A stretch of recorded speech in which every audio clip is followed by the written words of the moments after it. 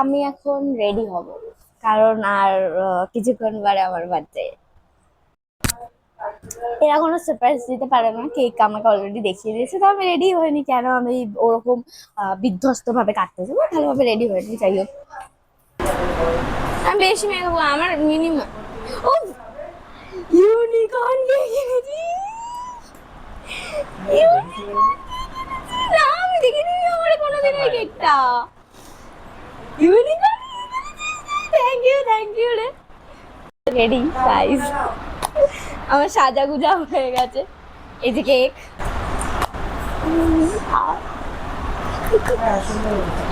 মজা আসছে আমার। রেডি? এটা জ্বালা কেউ?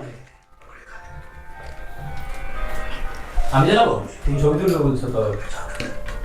তুই ছবি তুলবি না তুমি ছবি তুই জ্বালা। সবাই আমার ছবি তুলতে ভয় পায়। Happy birthday to you, happy birthday to you, happy birthday dear Putai, happy birthday to you. পুটকি খাও, নিজে খাও আগে।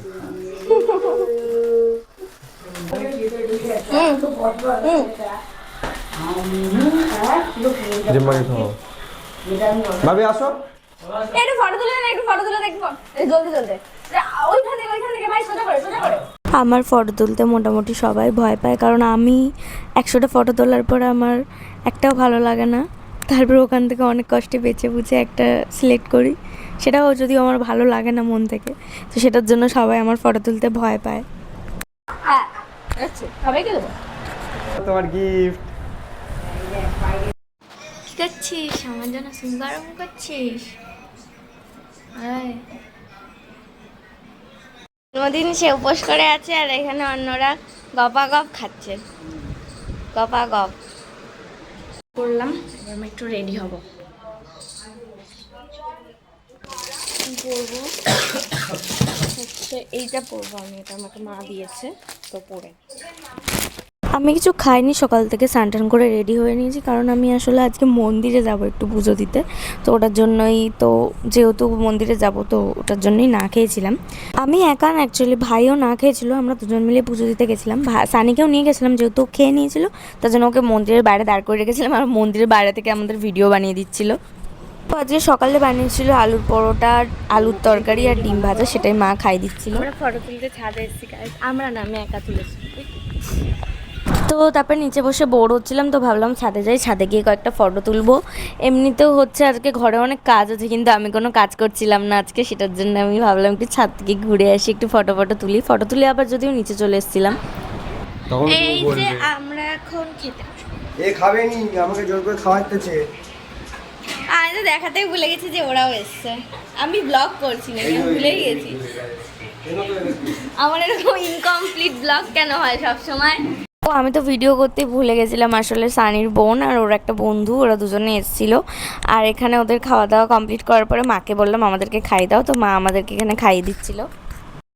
আর ইনি আরেকজন কাল রাত থেকে আমাকে ক্ষণে ক্ষণে গিফট দিচ্ছে। ও একসাথে সবগুলো গিফট দিয়ে দিতে পারে, কিন্তু না, ও এক এক করে দিচ্ছে। তো এখানে আমি মেনু দেখাচ্ছিলাম তোমাদেরকে। এখানে ছিল ডিম বিরিয়ানি, আর এই যে এটা হচ্ছে চিকেন কষা। আমি এবার রেডি হব, রেডি হয়ে তারপর ক্যামেরা শুরু। আমি এখন মোটামুটি রেডি। আমাকে খুব বাজে দেখতে লাগছে।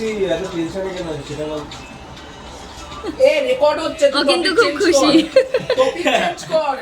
এই যে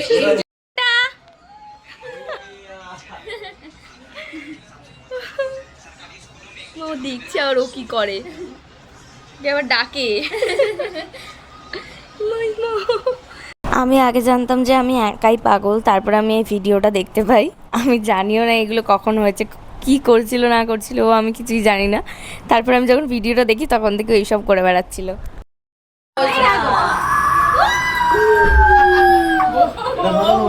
বেলুনটা ফেটে যাবে, এবার বেলুনটা ফেটে যাবে।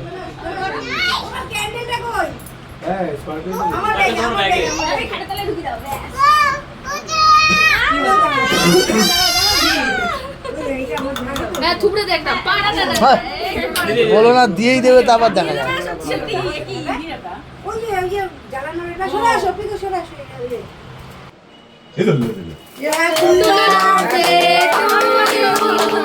Happy birthday to you. আর ওটা ফাটাবে তো কি বলবে? হ্যাপি বার্থডে ও ফুল দিচ্ছে।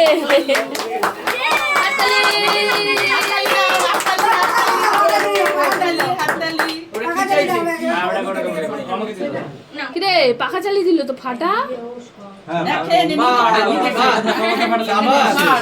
এই তো এরকম क्या घुटना में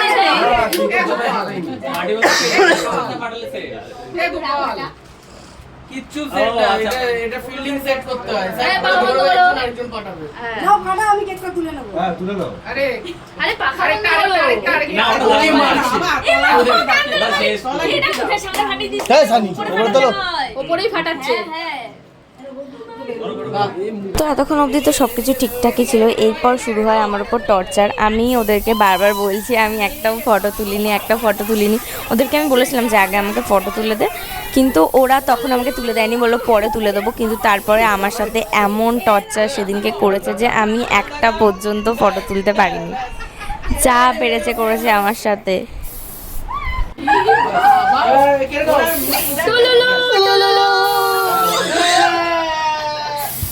এই তো ব্যাস, আমার গায়ে লেগে makeup, গেল। এটা সবথেকে ভালো makeup।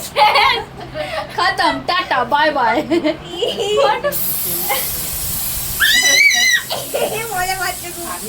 কি হচ্ছে এটা? পানিতে দে, ও स्नोफॉल। পানির অবধি পৌঁছাচ্ছে না, ও তো আর আমি আছি তো তার জন্য। এই করে দে। হয়ে গেছে। হয়ে গেছে। এটা কমই করেছে। এটা কমই থাকে। এনে দড়ি। অর্ধেক তো নষ্টই করেছে। এই চোখে ঢুকে গেছে। অবধিও ঠিক ছিল। তারপরে এরা আমাকে জোর জবরদস্তি বাইরে নিয়ে যায় যে চ তোর জন্য কিছু একটা বাইরে ওয়েট করছে। আমি জানতাম যে খারাপ কিছুই, আমি ভেবেছিলাম হয়তো কাদা ফাদা বা জল ঠল কিছু হয়তো বা সামথিং এরম টাইপের স্নো স্প্রে টাইপের কিছু। তারপরে আমার মাথায় এখানে ডিম ফাটানো হয়েছে। এই যে অত্যাচার কাকে বলে। তো অত রাত্রিবেলায় আমাকে আবার স্নান টান করে শ্যাম্পু ট্যাম্পু করে ক্যামেরার সামনে আসতে হয়েছে, কারণ আমার যে অবস্থা ছিল আমি ওইভাবে আর কোনো কিছু করতে পারতাম না। সব কিছুই ঠিকঠাক আছে, বাট আমি একটাও ফটো তুলতে পারিনি ভালোভাবে, একটাও না। এরা আমার সাথে ঠিক করেনি, একদমই ঠিক করেনি। স্থানীয়রা আবার শুরু হয়েছে আমাকে এক এক করে গিফট দেওয়া। আমি জানি না কেন ও একসাথে কোনো কিছু দিচ্ছে না, খালি একটার পর একটা ওরা আসছে। আমার কাজ করতে দিচ্ছে একজন।